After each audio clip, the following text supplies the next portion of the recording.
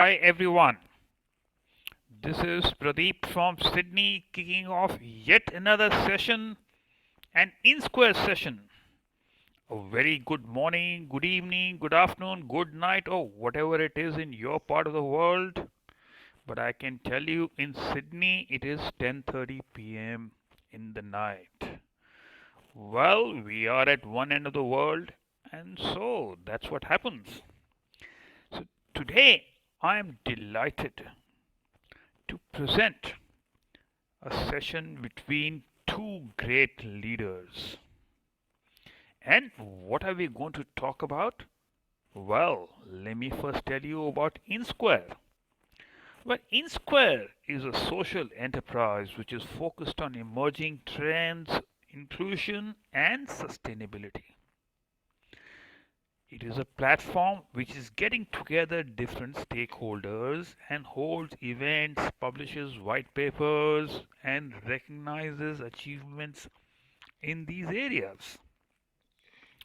So today we combine quite a few of these elements in terms of emerging trends, inclusion.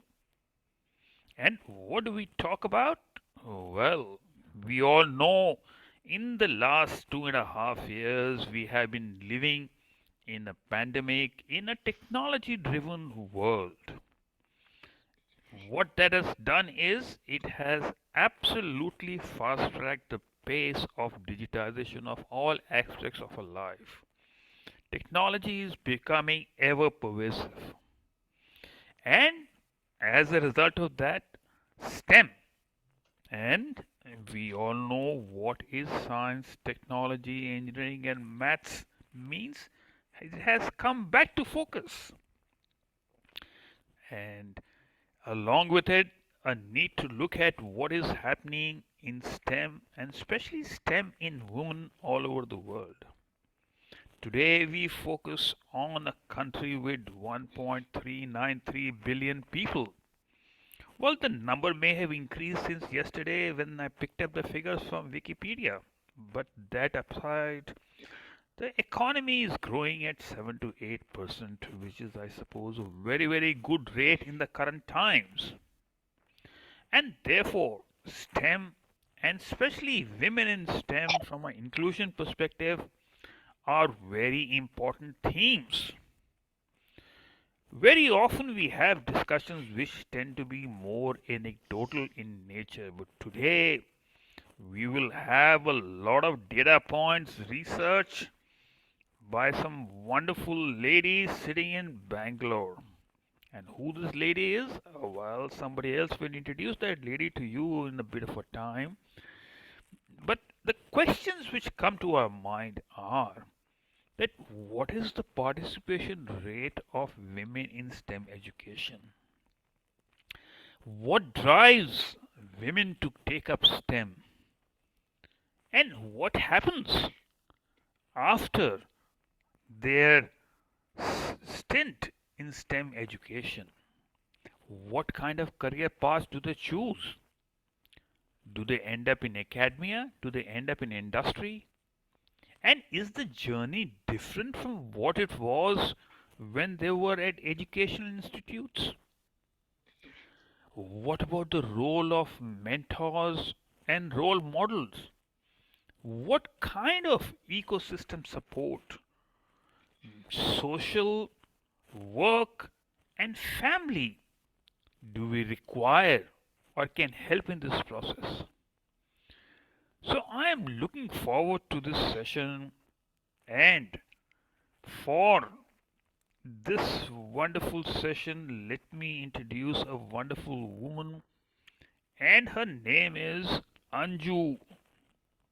Anju is currently living, why should I say currently? She lives in UK. She is a great combination of what I would call it blending industry with academia.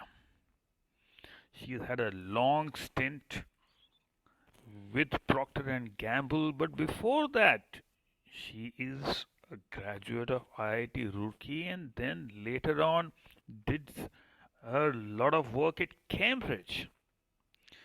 and currently she is also the professor of practice at Durham University, but is also collecting a lot of dollars, not pounds, but dollars, because the exchange rate has been quite unfavorable in some fascinating work that she's doing in nanotechnologies. And hopefully, in times ahead to come, I will be able to say that once upon a time I used to know Anju. So please give a big round of applause to Anju. And Anju will introduce our star speaker of the day. So over to you, Anju. Well, thank you so much, Pradeep, for a great introduction. I really appreciate that.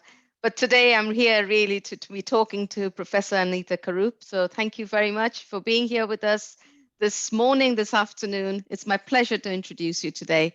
So I'll give a brief introduction and then we'll jump into some questions that I've prepared, but I'll also open the floor to the audience here today to engage with us in the conversation. So Professor Anitha Kurup is Professor and Head of Education Program at the National Institute of Advanced Studies in Bangalore. She has earlier been the academic head and chair of the PhD program and the Dean of School of Social Sciences. She is currently leading the National Gifted and Talented Education Program in India, anchored at the NIAS. She and her team have developed Indian-based identification programs, protocols, and mentoring mechanisms for gifted children in India in the age group between 0 and 18 years for different population demographics. She has developed a multi-stage and multi-level model for mentoring of gifted children in India, and that are age and context specific. Professor Kurup was part of the National Core Committee that prepared the 4-year integrated pre-service teacher training course submitted to the National Council of Teacher Education. Her research, policy, and advocacy work resulted in the inclusion of education for the gifted and talented in the National Education Policy 2020. Her research interests span the broad discipline of education and gender, and I've read many of her publications. Just to cite a few key publications, the title is Train Scientific Women Power, How Much Are We Losing and Why? And then Trend Reports Creation and Analysis of Database of PhD in India, 1998 to 2007. These reports have been used to advocate for a paradigm shift in relation to policies on women in STEM, as well as the status of higher education in India. So, Professor Anitha Kurup, I'm delighted to be having a conversation with you with that fantastic resume. I am here, and I'm sure the audience here will be really, really excited to hear your perspective on it. So welcome. And as I discussed with Anitha, she'll be happy to take questions as we go along. So please feel free to raise your hand and I'll invite you to ask some questions to Dr. Anitha. So India has celebrated 75 years of independence, and we're very proud of that. Could you explain to us and share your insights on what changes that you have seen in the number of women in STEM and the career growth potential, please? Yeah, thanks so much for that fine introduction, and I think very generous. Let me go back to how I would look at women in STEM in India. If you looked at women in the STEM disciplines soon after independence, the numbers were extremely small. That during that period of time, we need to note that also that national level data was not available in the public domain. So for whatever sources we looked for data for women in STEM, there were different figures that we were getting. So it became important for us to try and say that we require gender segregated data of students enrolled at all levels of education. The Trends report on creation and analysis of database of PhDs in India, which was done during the year 2008 and 11, actually pushed the government to try and put this data available on the public forum in a real-time basis. So it created the data that currently is available that is called as AISH, All India Data on Higher Education in India, and you have data that is available on a real-time basis. This data is available across levels and by gender. I think the moment we had this data, I think it also became very important for us to make a shift in terms of understanding how data was presented in terms of women in STEM. If you looked at women in STEM and you looked at women as your population and looked at the percentage of women who took STEM disciplines, the data appears very differently than if you look at the data of students in the STEM discipline and then do a gender disaggregation. I think this shift broadly brought into focus that the number of women in the STEM discipline is increasing.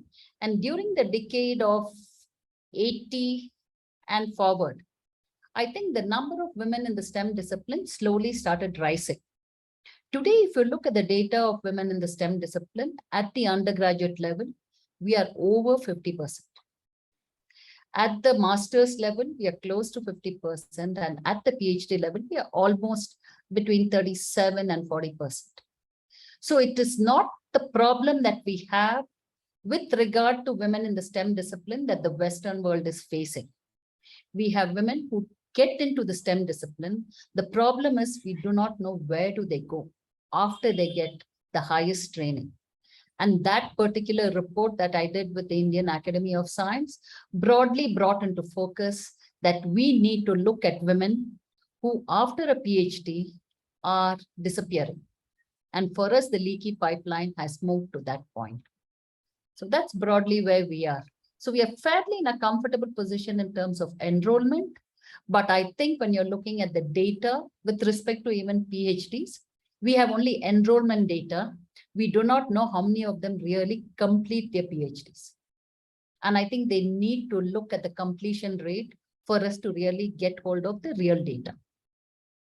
Thank you. So are you saying, I mean, I was thinking about there might have been challenges at school and college level, but looks like the challenge of pursuing career happens at maybe graduate, postgraduate level. So has the tension point that was happening, women were not taking up STEM subjects at the school and high school and so on level, that has now been addressed. Now the challenge is really at higher education level. Is that understanding correct of mine?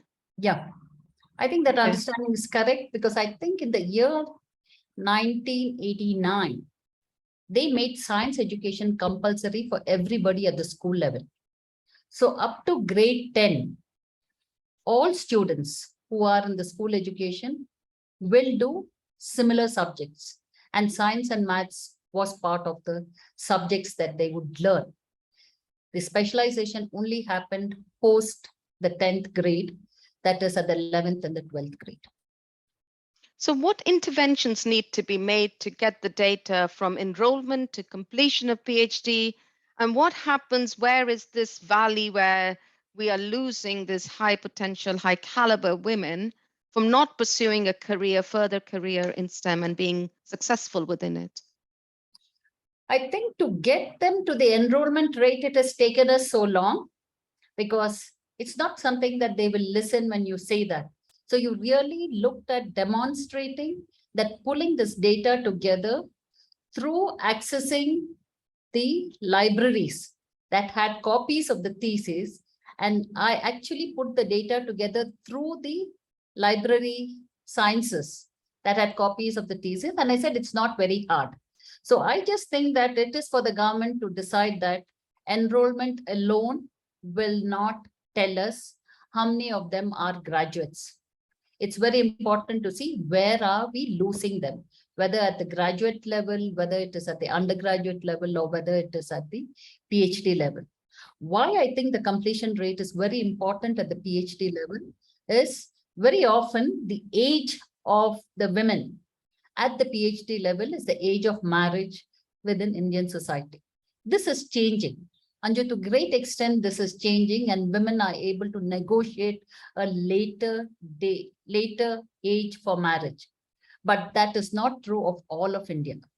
It's extremely important to remember what Pradeep said, that we are a country of 1.4 billion. So if you see changes happening in cities, those changes don't reflect in villages and small towns. So while we are recording the progress of women in the STEM discipline, it is very important to understand that some of the challenges, which were challenges for us as girls or women in the cities 4 decades back, still remains as challenges for girls who belong to villages and small towns. And it's very important to understand that India will have this complex picture. And it is going to be a while before you're able to say the all India figure in terms of the challenges for women can be narrow. So, what would you say to parents and families and institutions and perhaps even government where this intervention can be made to, in a way, bring the villages and the small towns and smaller cities where this is still a challenge to come up to the level that we see in the mega cities of India, perhaps, the culture change? I think one of the biggest interventions that may be important for us to see in terms of small towns and villages is to make sure that there is awareness in terms of the kind of opportunities that are available for you. I've been a person who has been working in the area of school education at the village level. And very clearly, when you actually have conversations with children, they look at careers of people whom they see. So within their world, it is the IAS officer who is holding a position of power. It could be the policeman or the sub-inspector who has power, the forest officer, or could be a medical doctor. So these are the options.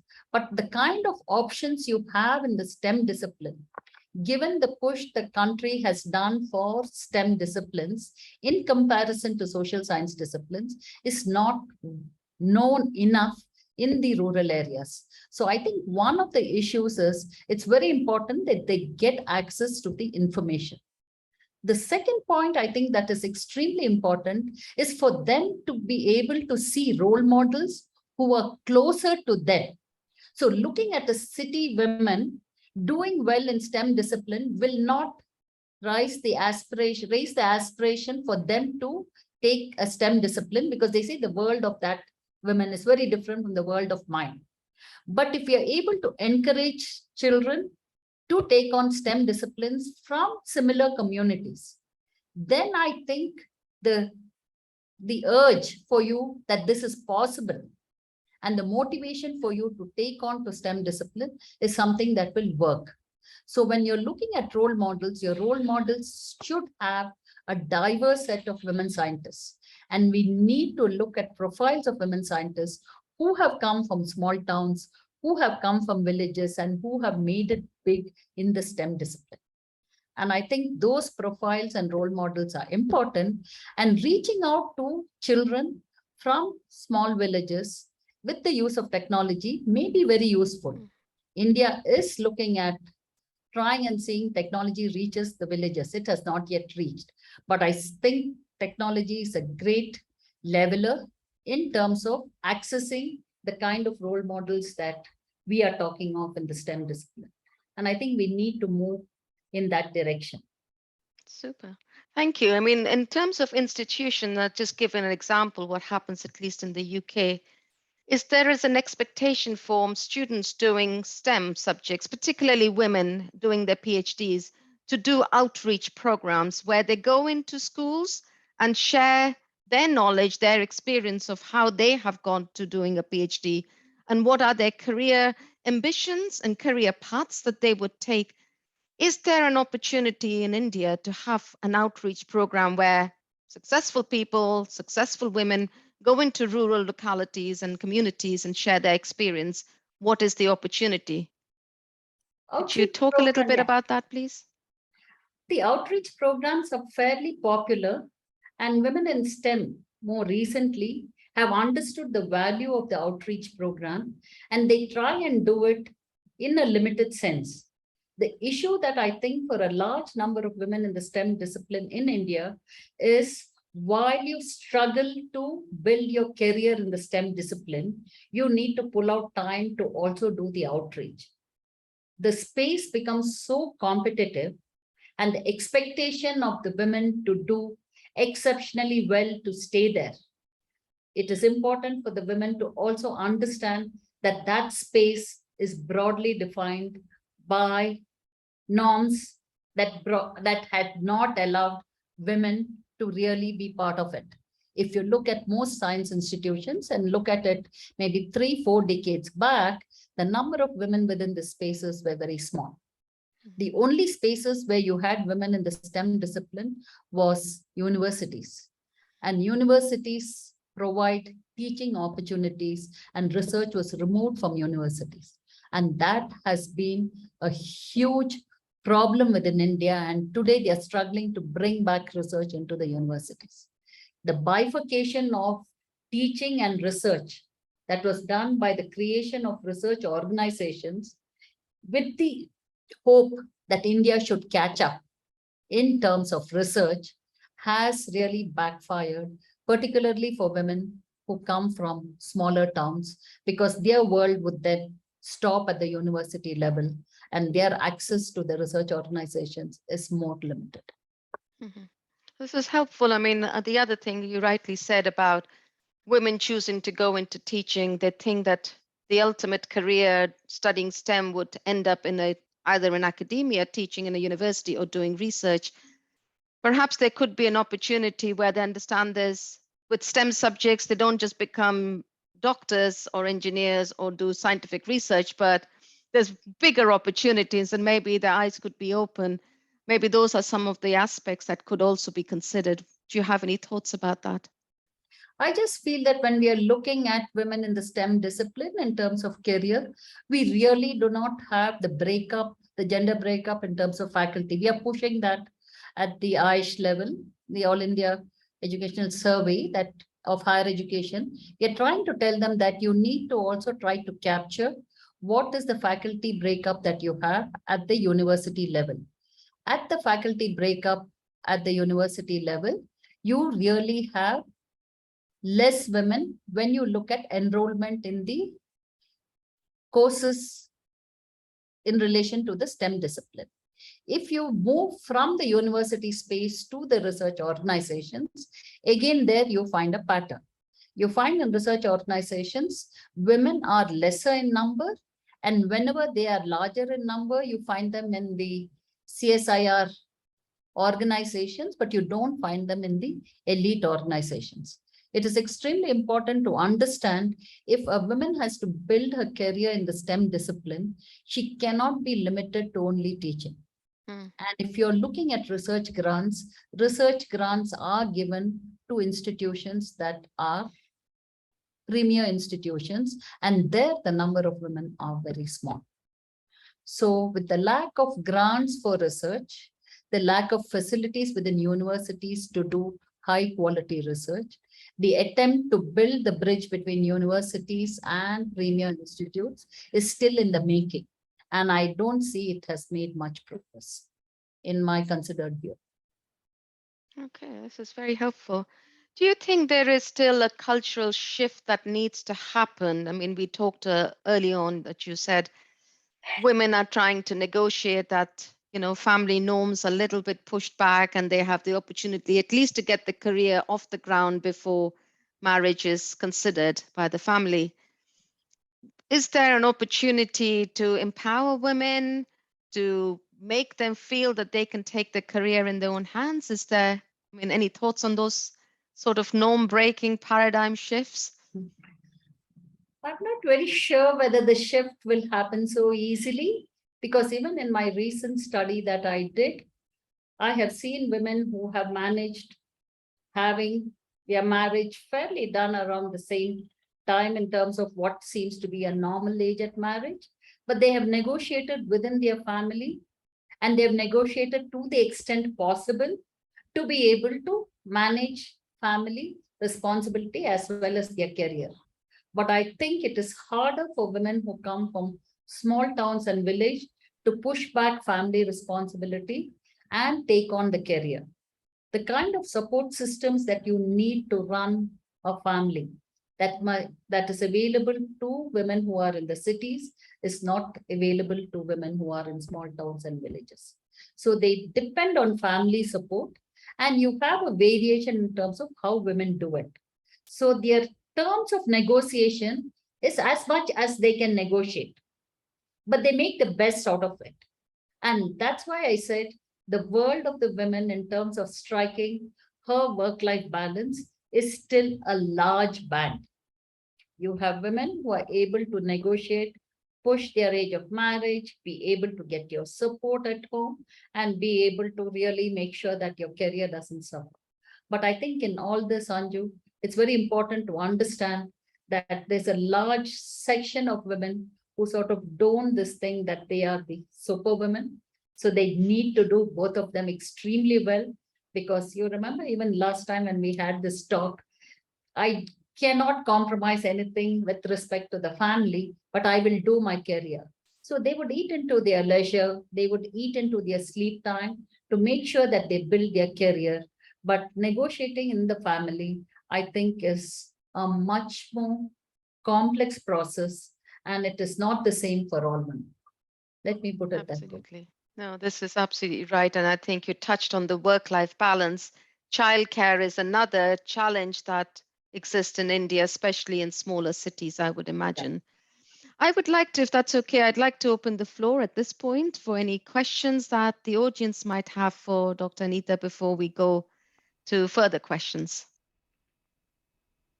There are some things coming in the chat.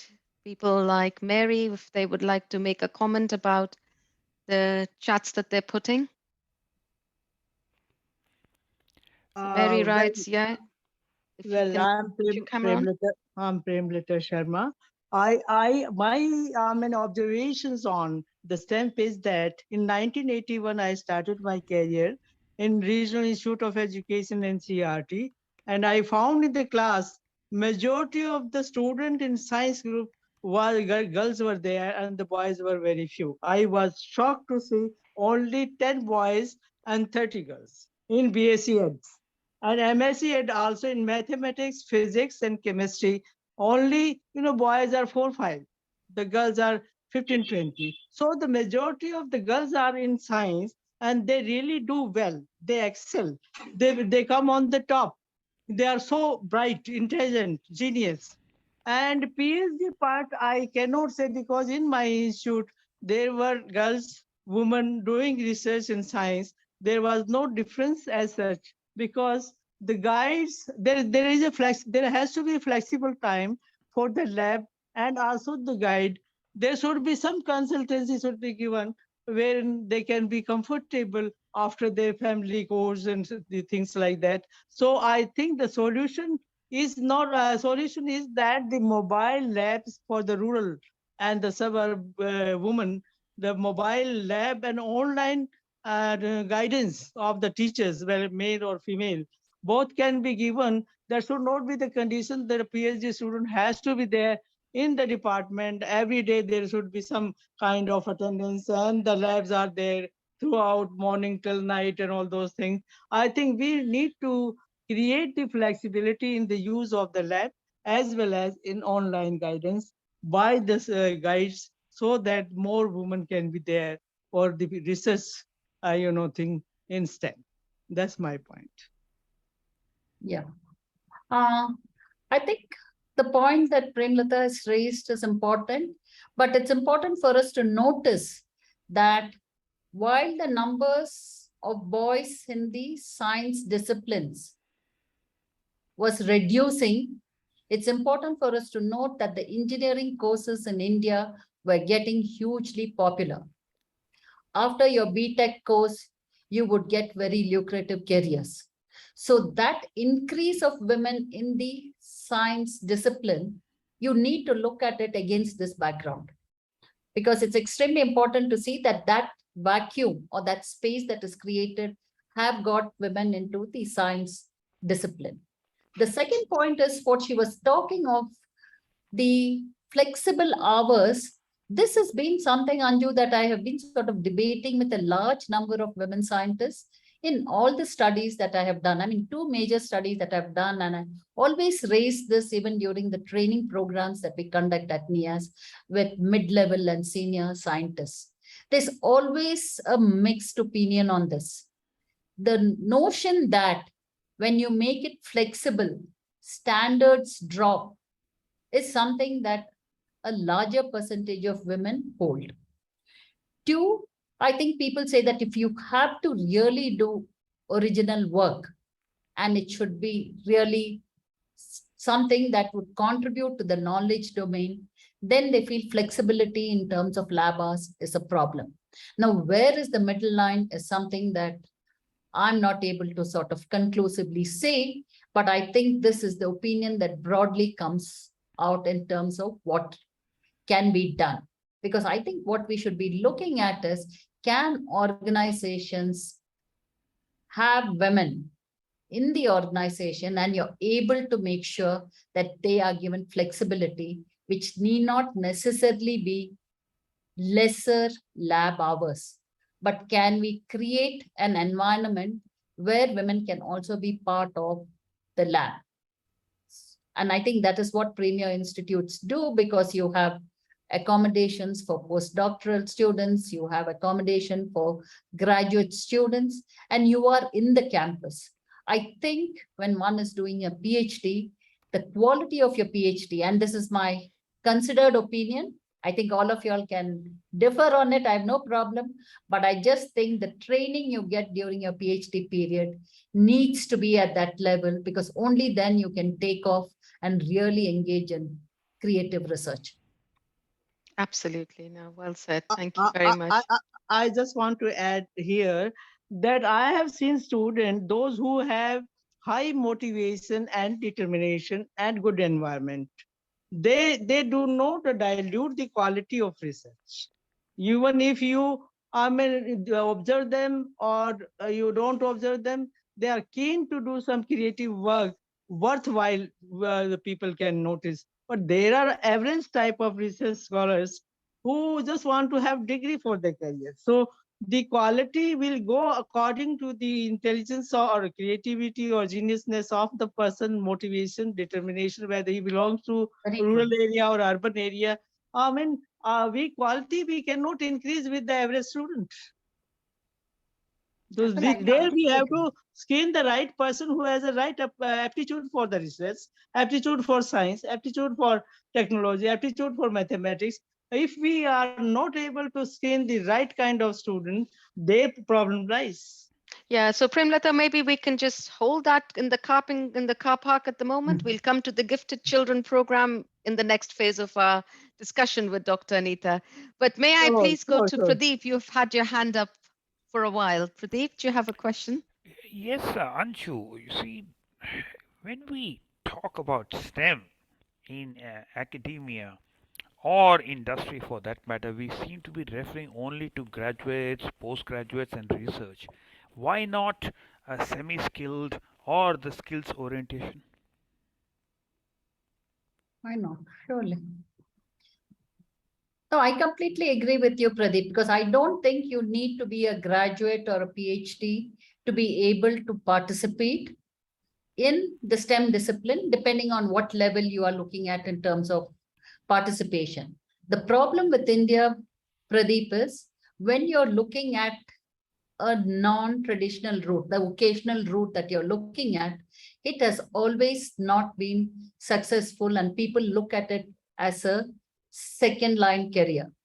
We have been struggling to try and see whether vocational and skill education can be developed along with usual university education. That has been a big struggle, despite a lot of thinking along these lines. And I think a large number of labs would benefit by people who are trained, who need not be a graduate or a PhD holder, in terms of doing work in the labs. But that part in India has always been a big problem. I think it has been more popular in Australia, in the UK, but India looks at vocational training as a second class citizen line, and they have not been able to rebuild that part. although they are struggling to sort of address it. Absolutely, Anita. So, Pradeep, you probably already know the apprenticeship programs that happen in Australia and UK and America. They are holding ground, and people are choosing to do those schemes. I hope India would adopt them. You're absolutely right. It's not whether you have a PhD from IIT, whether you have the skill and the talent to do a piece of work. You're absolutely right about that. It's a great question. May I go now to Ritu? You've had your hand up for a while. Ritu, do you have a question, please? You're on mute. If you can unmute yourself, please. Yeah, thank you. I agree completely with what Pradeep has put forward. Yeah, we do need people in India who have technical skills. And I've seen that while I was working in labs there. And that's, my point was slightly different. I've been to many conferences in India. I've spoken at many conferences. And often the female scientists come up and talk to me. Last time I was there was at Bhaba. And scientists, middle ranking scientists come and talk to me, females mainly, and their complaint was that promotion was blocked. They couldn't see any way of progressing in their career. So they were seriously thinking of moving sideways and quitting. And now I wonder why that happens here as well to an extent, but it's changing. But I think the problem is much deeper in India. Yes. Am I right in that? Yeah. Anita, do you have any? You're absolutely right. Yeah. I think the biggest challenge women have in terms of career progression is how do you move up? And that aspect is something that, as part of my research, I was trying to really try and capture what is the bottleneck there. And one of the biggest issue that they had, I said that, what is that you put out in terms of calling for applications? Do you make it very clear who are the people who can apply for a particular post that is higher at the associate professor? Can you give greater clarity? But I think a large number of women, even if they have the required qualification, somehow feel that they may not match up. And I keep saying that unless you make your advertisement as clear as possible, it's going to be difficult to get women into applying the job. So that is the first part. The second part I've been talking to them is, can you give me a breakup of the application for the post that you have advertised? They are refusing to give me that data. And more importantly, if I ask them, I want the data of what is part of your interview process, they just say that's completely confidential. That is wrong. That's not and acceptable. I said that, and my inside information of people who have been part of that committee clearly shows that the kind of questions that are posed broadly reflects the social cultural values with which traditional Indian society. Exactly. I think so. And that's that what is the biggest issue. Yeah. I think that's the feeling I got when I spoke to all these women. They came up and just spoke to me. Some of them are still in touch with me. It's not acceptable. It must change. And some of them have really moved into the industry because they think it is relatively more transparent there. They too have their hurdles there. But I think they feel that it is a little more transparent when you compare it to academics. And the other point we need to notice is, when you are moving up, the selection committee or your expert committee will have lesser women, simply because of design that men were there much earlier. So this notion that of giving 1/3 reservation or one woman on a committee of 6 and 8 does not really help. Unless you have a critical number of women there and women who are able to speak and say that these questions cannot be entertained.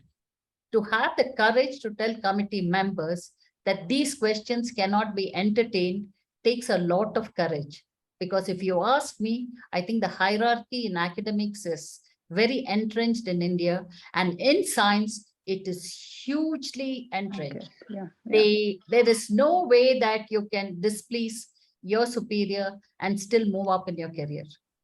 And that is the biggest bottleneck they have. Even for me, the data on early career progression, the data has been very, very fuzzy. And I've not been able to really get real data because, one, we are not willing to talk about it. Two, when I try to look at it at the organizational level, they are not willing to give you that data.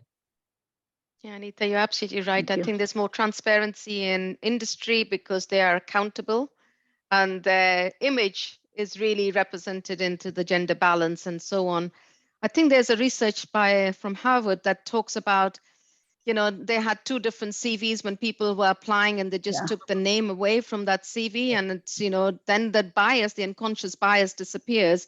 Whereas if you put the name of a woman, there's already an unconscious bias, or she's going to get married, she's going to have a family, is she going to be taking time off? All those biases that come in actually staggers the career, actually getting into the job, and then also the career progression happens the same way. The other part of the research also happens is when people are writing the contribution sheets at the end of the year, women always say the word we, collectively Yes. we did it.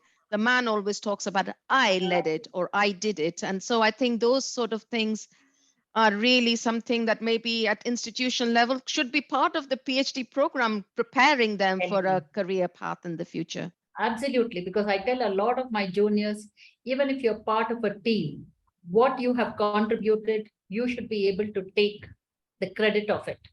And Yeah, don't yeah. use the term we, because they are measuring you. The moment you say we and you have a senior in your team, then invariably they think the idea was from the senior. But if you have given an idea to the project, don't hesitate, take the credit for it and say this particular idea in this project is something that I contributed so that the research moved in a particular direction. But women are never trained to say I. And I think Exactly. that is one of the problems that I want to sort of bring back the discussion to in terms of mentoring women scientists. What Yeah, you I need think that's to very do important. to move up. Yeah. Absolutely, Anita. Mita, you had your hand up. May I ask you to ask your question, Thanks. please? Yeah. So I wanted to ask, because all of us are familiar with this problem, but in the cases where we do find women succeed, like CSIR now, does have a women director, it's a first for them. What do you think made it happen? What are the sort of reasons we can attribute to that success? I mean, any questions on and responses you received of that type, so that while mentoring, we can bring those cases up and we can say, oh, here were some success stories we can learn from that.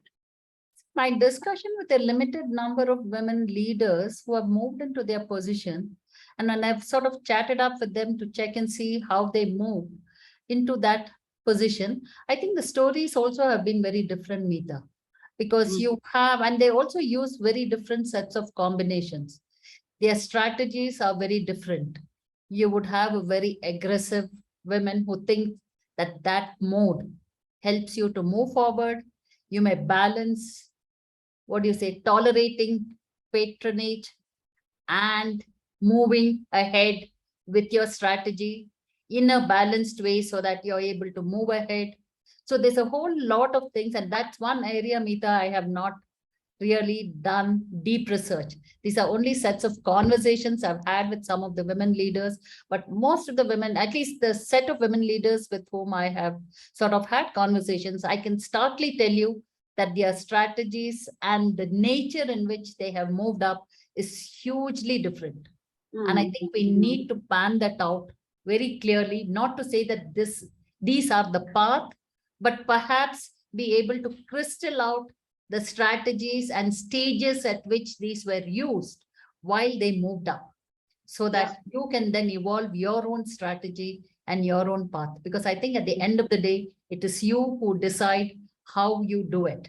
And these are only lessons that you sort of put it on the side. Excellent. Well, thank you very much. I have a few questions about your great work you've been doing on specially gifted children, Anita, if that's okay. Could you help us a little better understand about the work you've been doing with gifted children in the area of STEM? But generally, I'm really excited to hear about this topic that you've been researching, please. The work on the education of the gifted is something I started in the year 2010 with very limited funding from the Office of the Principal Scientific Advisor, the Government of India. And the first part of it was broadly to try and see if we can develop Indian-based protocols to identify these children. There were two departures that I made. So we were three groups who were actually researching in the area. I think coming from the kind of research that I have been doing, I broadly believe that the tools that we develop should reflect the context in which we are using the tools. And so there were some shifts that I made through the reading and the research that I've done. One major shift that I have done is the tools that were used in the Western world has been psychological broadly. And I said giftedness cannot be only psychological in its dimension. It has a cultural and social dimension. The second point that was very clear for me is when you're looking at the protocols, you cannot identify these gifted children in a scale for a country as large as India without working with teachers. So teacher training and getting teachers as your focus partners to identify the children was very important. There was always a tussle to say that the teacher bias would come into the fore. And I said, yes, teacher bias would come into the fore. We can always have a parallel parents nomination. But what we did was we tried to look at giftedness through the behavior that the child showed. And that behavior was compared to children of their own age peers. But more importantly, within the Indian context, because context is so very different, your behavior is also a part or a response to your context. So I will show a particular behavior if I have a context that allows me to demonstrate that behavior. And hence, when you're looking at identifying the gifted children, the context and what behavior is shown within a context of children who are part of a tribal population or the Adivasis, to children who are part of a rural school, to children who are part of a city school can be very different. So I feel that the psychological based tests or assessment, which is broadly what people would want to follow because they think that will only allow you to get to scale, is something that I have been arguing against. Saying that most teachers will know who a gifted child is once you describe to them what are the characteristics of a gifted child, and let us focus on the mentoring. The kind of characteristics or behavioral traits that these children show is something that I want to map across different populations and then look at the patterns and then develop the protocols.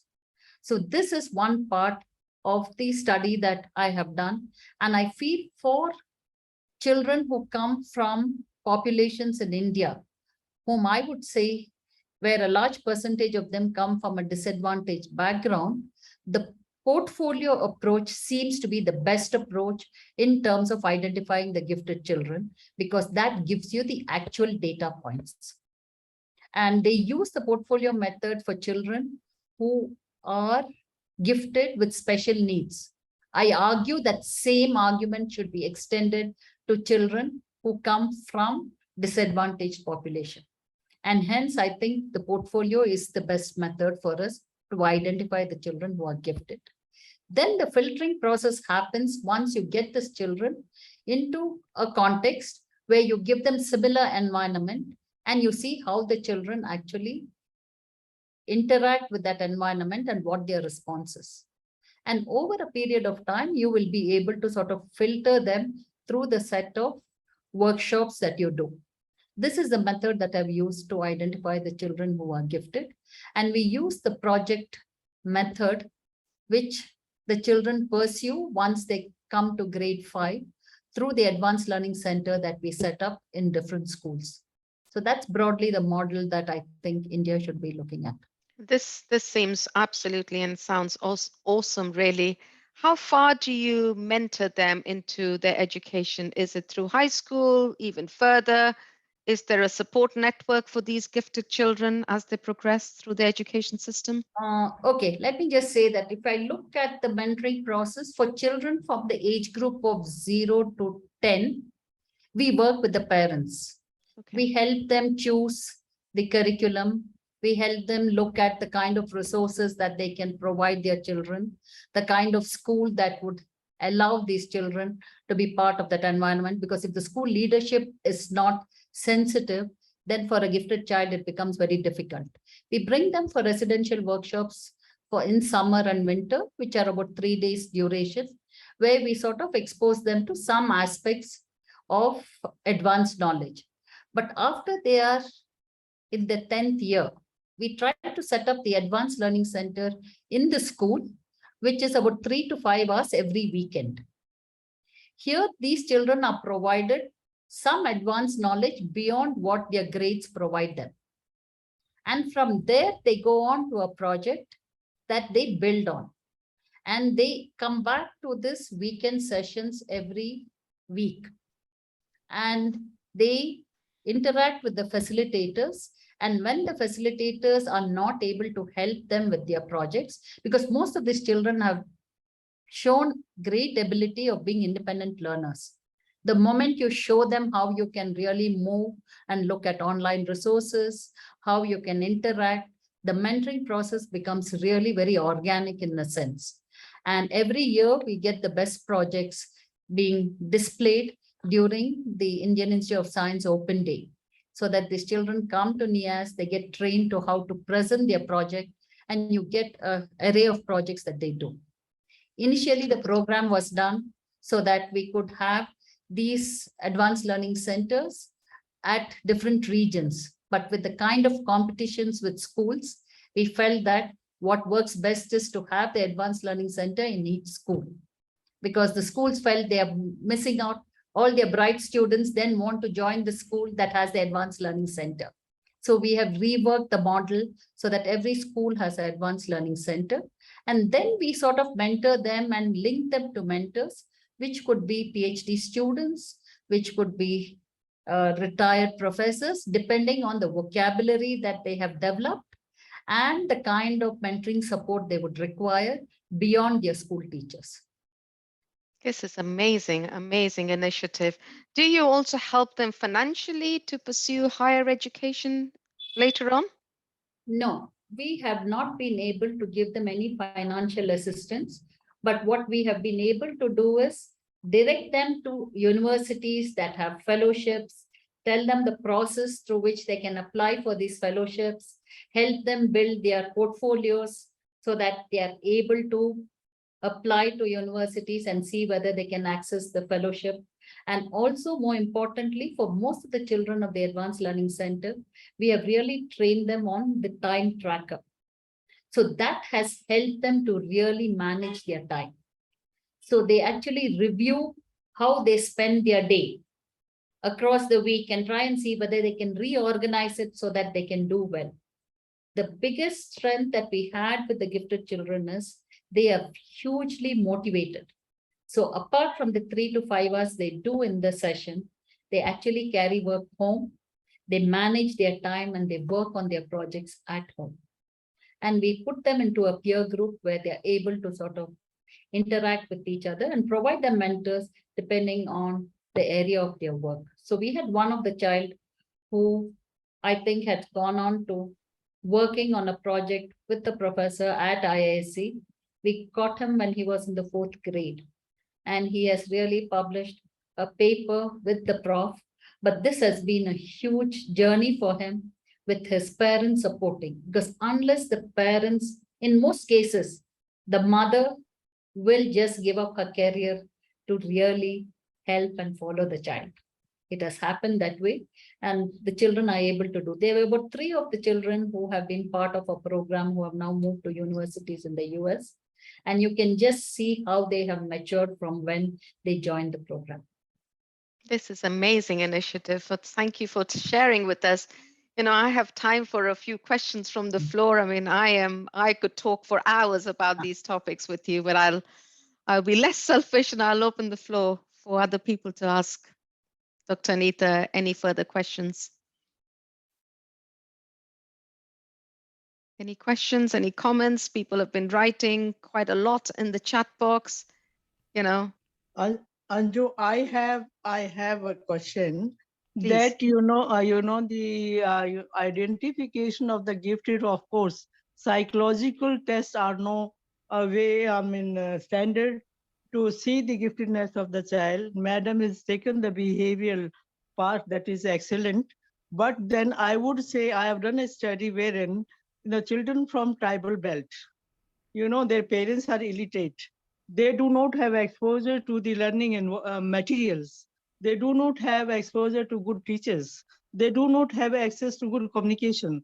And then you take them with par with this kind of behavioral analysis, you would always find such children, whether are special needs or tribal or rural, they would not come up to the level of the urban children where the parents are well to do and they are the part of the supporting system. They go to good school and all those things.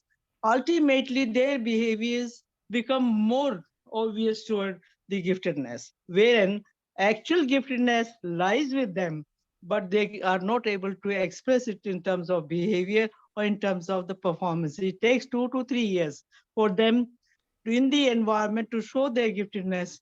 When they understand the environment, they get the material for their learning and all those things. So I would say that there should be some sort of environment for these children where in summer we can have camp for these disabled or the tribal or the rural, where we can expose them to the kind of learning environment and all those things.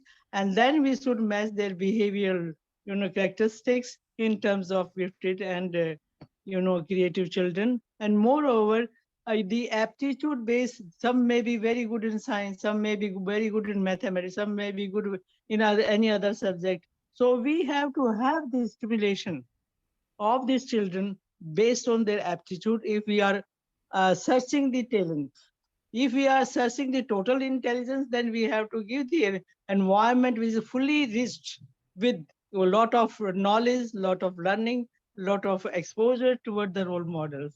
I think then Yes. only we can do justice with identification of the gifted. Thank you. Premlata, you're spot on what you said. So when you're looking at the gifted children, you are not comparing the context or the behavior with the urban children. Their context and their behavior is compared with children of their background. And when you're looking at setting up the Advanced Learning Center, it has not worked for us for the children who come from rural and tribal areas simply because of the geographical distance and the small number of students that we have. The model that we propose for children who are from Adivasi population and rural background are long residential workshops of 10 days, summer and winter, with technology support and locating local mentors who may be available in the vicinity. But you cannot compare their trajectory or progress with that of an urban child. There is no way that you can do that comparison. It's I just know. not done. Yeah, So yeah. the populations are treated very, very differently. All right. And they require more hand holding. And for doing that with the Adivasi and the rural population, we can work on that only if we can work with the government. Because there No, is no way that we can make yeah. interventions like how you make in towns and cities. You are right, because I did a research in 1980s, wherein I have taken Haryana rural schools and the girls only in science. So I tested with battery of tests like non-verbal, verbal, then behavioral, personality, all 16 factors. 16 tests I took and test the motivation, need for achievement and all those things. And I found they were very high on motivation. They were very high on non-verbal. They were very high on need for achievement. But Absolutely. they were failing on verbal and other science tests and this and that test. When I started my intervention, I found the motivation was so high that even at 7 p.m. they would not allow me to leave the class. They say, no, madam, we are ready to sit throughout night. Please, teachers are not teaching us. So what is happening in these areas? Teachers even do not teach them properly. There are no lab facilities available to them. They are genius, but they don't have environment. They want to learn. There is no support. So I would say that if we provide in the advanced center the summer or the winter or whatever the kind of training center or learning center, I think they would be able to do it better than what they are doing now. Very true. Okay. Right. Well, thank you very much. Great discussion. Lata, I know you had your hand up. You've put it down, but if you have a question, we'll take one final question and then I'll close. Probably. Yeah, It's not Yogesh. so much a question. I find if irrespective of background, if you test a child's problem solving ability, it cancels out any bias due to backgrounds. Because if you give a problem and they are able to solve it, it's just their innate ability. It doesn't matter what their context is and what is the. Because I found that I worked short period in a village. I find that some of the children there, especially one girl, was extremely good at problem solving. You just give generic problems which don't require prior knowledge or prior training.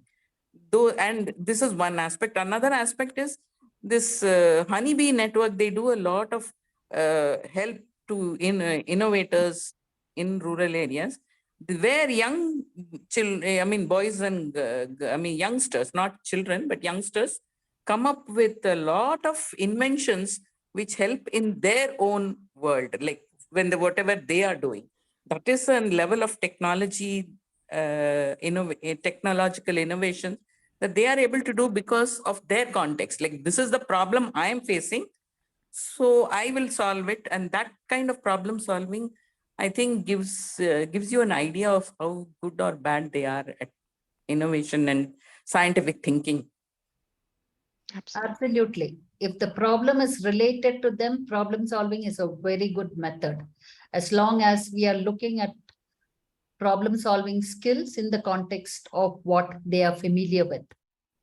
And those will have to be different across different groups that we are talking of. And you also have this India Innovation Center, no, which is in IIM Ahmedabad, where they are documenting innovations, helping youth and even young children to actually look at patenting. But I feel that the mentoring component is missing. See, once you document, you are in the limelight. And that's one thing that I think we just need to move, that you can't just give them like one-time hype. I think you need to continuously mentor and bring them to a point where they become independent. And that becomes more fruitful rather than actually just recognizing them and putting them up as a poster boy or a poster girl. Because I think that is something that the parents look for. They are happy about it. Some prize money is given, but that doesn't help them move further. And I think it's very important that mentoring becomes part of the general program. Well, thank you so much. In the interest of time, I think I'd like to just simply extend my absolute gratitude and thanks to Dr. Anitha Kurup for giving us the time. I've learned a lot today, taking just a discussion we had about the gifted children from a very early stage in their lives, all the way into the postgraduate and PhD level, the great work that's going on in India at all levels, from the schools, from families, from institution and government, and the policies that are being created to the teachers' programs of picking these gifted children up at the young age. There's still a lot of work to be done, as you've just shared with us. Post PhD, there's enrollment going on. But why are women not pursuing a career and actually flourishing? We'd like to see more role models happening over there. So thank you very much for taking the time to take us through your research and your perspectives. But I also want to really thank Meeta and Lata and Ritu and Kamna in the background along with me, and of course Pradeep, needless to say that, supporting this program to happen. We are here really to mentor. I mean, Anita, if we are at your service, if you need help from these women who are working on InSquare as the foundation group for women in STEM, we really would be delighted to offer our time for mentoring to everybody who requires mentoring. We could bring some wealth of sort of experience that we've gained. But once again, really, I would like to thank Dr. Anitha Kurup for her time. And I'd like to open the floor for a round of applause for this great session. So thank you very much, Anitha.